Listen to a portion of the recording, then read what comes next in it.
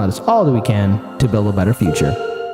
All right, we're talking about Chicago. We got to talk about Chicago. We got to talk about Chicago and the migrant crisis. So on yesterday's show, I talked about how Brandon Johnson has been saying that the governor of Texas is undermining the city's safety, that the buses are coming in, and that right now the city of Chicago is doing everything it can to roadblock these buses, stop these buses from coming around. And unfortunately, folks, this is still going to be an ongoing fight because we had a lot of politicians, especially during the height of the Trump presidency, put out these feel-good points and virtue signals of sanctuary cities. We welcome everybody. Now, I remember asking a lot of activists, hey, you think our politicians have a plan? Is there infrastructure put in place? And, oh, boy, did I always get like a little pushback by saying, oh, how dare you say this? Or, oh, you're being racist or sexist. How dare you? How dare you say that? We're ready to take care of them. We're not. We got 26,000 migrants here in the city, and the city can't take care of them. A little boy died in one of the migrant shelters, okay? A lot of other people are sick with disease, fever. You know, they're being exposed to elements that they're not used to, okay? A lot of these migrants are from Venezuela. Chicago and Venezuela, the climate is like night and day here, okay? Plus, there's a lack of economic opportunities. We have a homelessness crisis here in this city. We have, there's lead in our drinking water. We have unchecked corruption and so much more. So what's going on?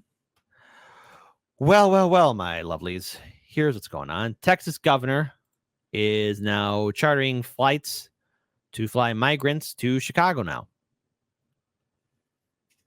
So, look, the Texas governor is calling out a lot of these sanctuary cities, and I think at this point it is correct to say, not fair to say, correct to say that the sanctuary cities were just that, a name. That's it. There was no legitimacy behind them. There was no infrastructure, no plan. This was all to make people look better against Trump, and they're being called out for it. So Texas Governor Greg Abbott had 100 asylum seekers flown from his state to Chicago by charter plane on Tuesday evening, officials in the Illinois city said. So, look, even if you're a resident of Texas and, let's say you're on board with saying, oh, yeah, those sanctuary cities deserve it. Why is it that we now have politicians paying for flights for migrant people? Okay. Like, look, there's a crisis at the border, and it does need to be addressed because we can't take care of all these people. I feel sorry for them. And there's a reason why there's a migrant crisis, because of previous presidential administrations' policies with the war on drugs, with sanctions and coups and regime change wars that destabilized a lot of countries in Central and South America. And unfortunately, it is coming back to us. But the problem is that this is not sustainable. And we have politicians, both Democrats and Republicans, playing this back and forth game.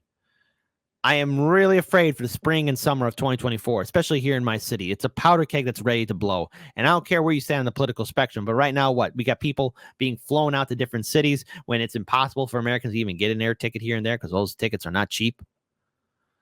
Why it matters. It's a major escalation in Abbott's protest of Biden's immigration policies that's seen tens of thousands of migrants bust from Texas to mostly Democrat-run cities in a year that's been marked by record numbers of families crossing the border from Mexico to the U.S. amid a global humanitarian crisis. Texas' first state government chartered migrant flight follows Chicago's new crackdown on rogue bus operators that local officials have defied the city's rules. A City of Chicago spokesperson said in a Wednesday night email that police were alerted to the group of asylum seekers' arrival aboard a private plane chartered by Texas Department of Emergency Management at O'Hare Airport at around 7:15 p.m. local time. The flight from El Paso, Texas, left the group at Signature Flight, a network that supports private aviation, but two unidentified individuals who flew with the plane reportedly fled Signature Flight and left the scene in a taxi before police arrived. So great. We got two people who we don't know who are out there now. Listen, latte drinking liberals. Okay. I say this as someone who is on the left. Do you even listen to yourselves sometimes? No, seriously. I mean, you're the same people who have on your house or in your apartment saying, there's no hate here. We welcome everyone. The canary in the coal mine for the hypocrisy and the death of sanctuary cities was what happened at Martha's Vineyard. Remember what happened? The big, bad, tough, beautiful people in Martha's Vineyard? As soon as those migrants were dropped off right there at their front doorstep, they were like, hi, now you got to go. Remember that? I remember it. I remember it clearly. That's when I knew, like, okay, this was all a joke. And I dreaded what would happen to Chicago. And you know what? I was proven correct. I feel sorry for the women and children, the old people, the men, everyone. I feel sorry for all these people. But the city cannot hold them. The city can't take care of them. And this isn't me being heartless. This is being factual here. And yet you have Democratic and Republican politicians playing this game. The Chicago Migrant Dashboard shows 4,252 migrants have arrived by plane. Jesus Christ. But it has usually been organizations like Catholic Charities of Houston sending them on commercial flights. Texas' latest action appears to be a direct response to a new Chicago law made official a week ago that allows city officials to impound buses sent from Texas that either have not been coordinated with them 48 hours in advance and or do not arrive at the official landing zone or in the official hours of 8 a.m. to 5:30 p.m. Monday through Friday. Chicago Mayor Brandon Johnson, who's, at this point, you're on par with Lightfoot at this point, man, told the Chicago Tribune last week that the bus companies contracted by the state of Texas flagrantly violate all safety measures. Sanctuary City, Chicago, start obstructing and targeting our busing operation, Abbott wrote in a post on X on Wednesday. Texas will now expand our operation to include flights to Chicago. Until Biden steps up to secure the border, we will continue to provide overwhelmed Texas border towns with much-needed relief. Chicago officials told Axios Texas officials previously provided regular updates on how many buses were being sent to the city, but this communication stopped earlier this week. Representatives for Governor Abbott did not immediately respond to Axios' requests for comment.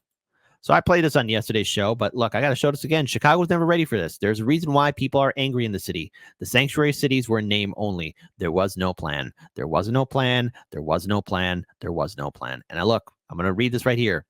This was Brandon Johnson for his campaign. Chicago has always been a place that migrants, immigrants, migrants, and refugees have called home. Listen to him now. The issue is not just how we respond in the city of Chicago. It's the fact that we have a governor, an elected official in the state of Texas that is placing families on buses without shoes, cold, wet, tired, hungry, afraid, traumatized, and then they come to the city of Chicago where we have homelessness, we have mental health clinics that have been shut down and closed. You have people who are seeking employment. The governor of Texas needs to take a look in the mirror of the chaos that he is causing for this country. This is not just a Chicago dynamic. He is attacking our country.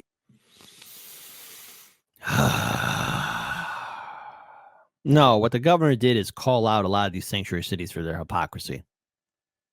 Okay? So to all these activists that are out there, I understood why people protest. I get it. That's your First Amendment right, as you should.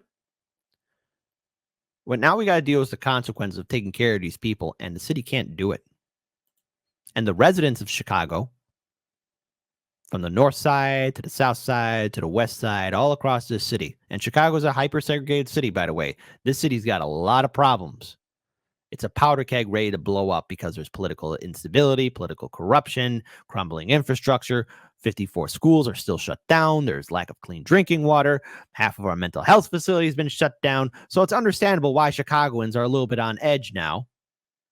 I played this on yesterday's show, but I'll show it up here again. The city was never ready. The city was never ready for this, and there was never a plan. Sanctuary cities were only a way for liberals to feel good about themselves when Trump was president. Chicago cannot do this, and the people have a right to be angry. Let's listen to this woman right here. Number one, I'm a native to Chicago. I was born and raised here. I've seen the changes. Don't let the age fool you for how I look, because I've been here a long time. I have seen things just transition as if a lot of people are not important here. I'm not for the sanctuary city. And the reason why I'm not for the sanctuary city is because people have waited years to come in here legally, not just transported on these buses, dropped off in our neighborhoods, raise of crime, almost got hit several times just making it down here today. And this is ludicrous. There should not be two sets of laws. Also, the West Side and the South Side Black communities have been earmarked for having funds. Never seen it. We're still waiting on those funds to come into those communities. Brandon Johnson, many people stood behind you. They feel let down because the day you came into office, which I believe was May 15th, you already had signed an executive order. Now, whether it came from Governor Pritzker or whomever that directed you on this, is it fair to these communities that have been waiting for years? You said you're on the West Side, but you should know what's going on over there as well. Now, I want to pause here. This woman is absolutely correct. Look, a lot of Chicago communities, and my family's been living here for generations. My great-grandfather, he died before I was, well, he actually held me when I was a baby, but, my great-grandfather was born and raised in the city. So my family goes here for generations.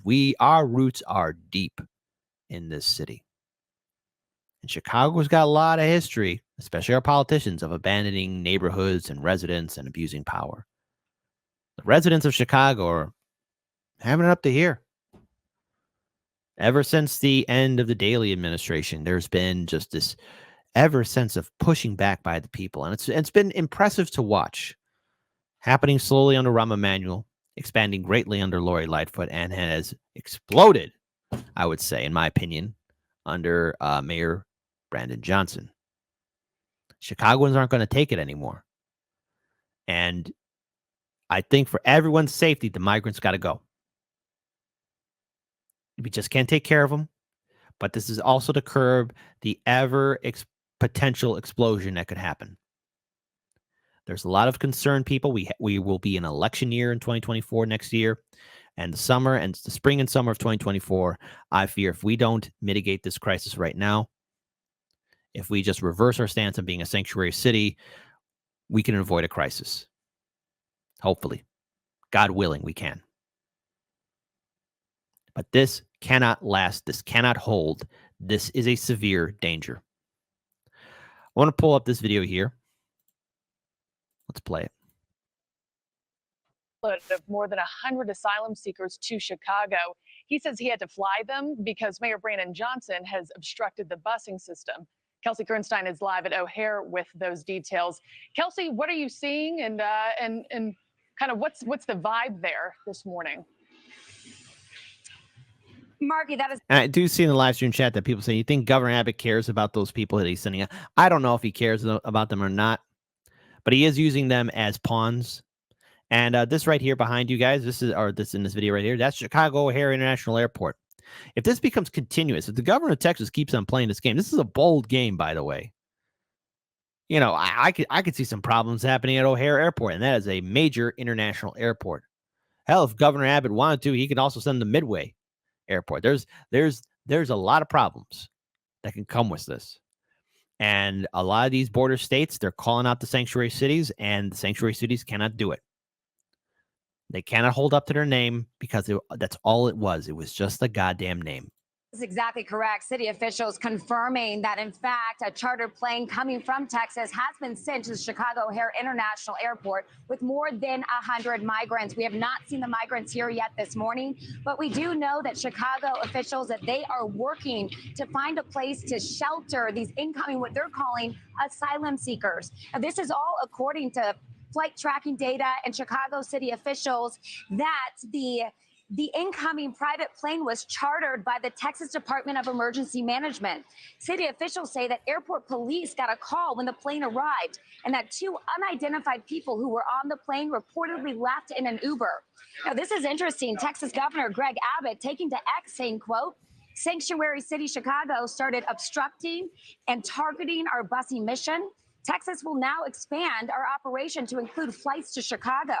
The Post going on to say, until Biden steps up to secure the border, we will continue to provide overwhelmed Texas border towns with much needed relief.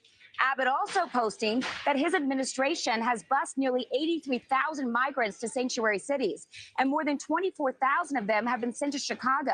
This is all coming at a time when it's facing freezing temperatures.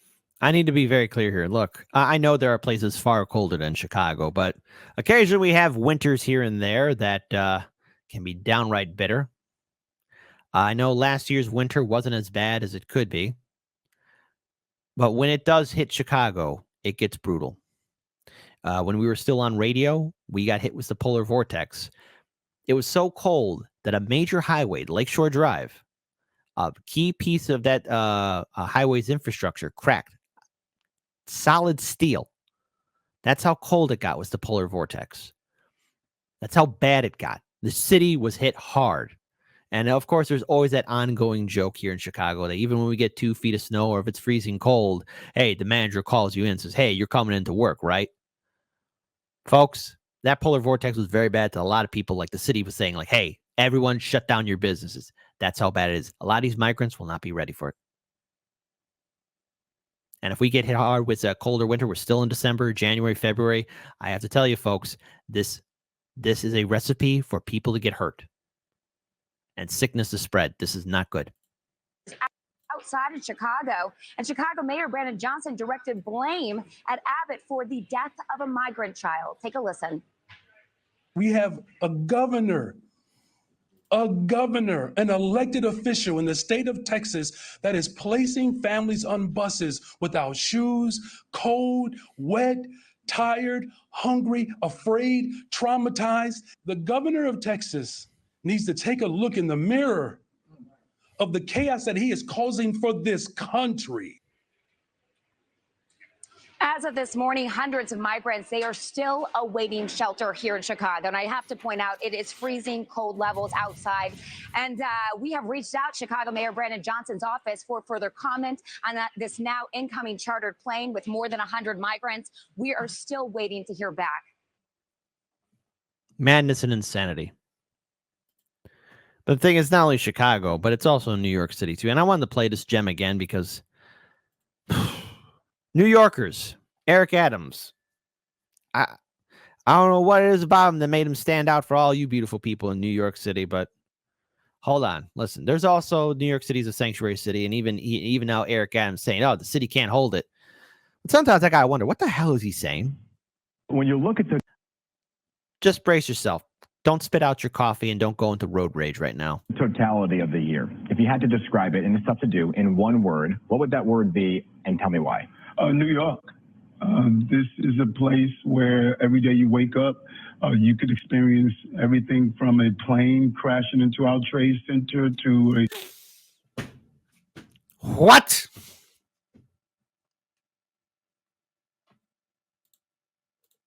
One more time. This is a place where every day you wake up, you could experience everything from a plane crashing into our trade center to...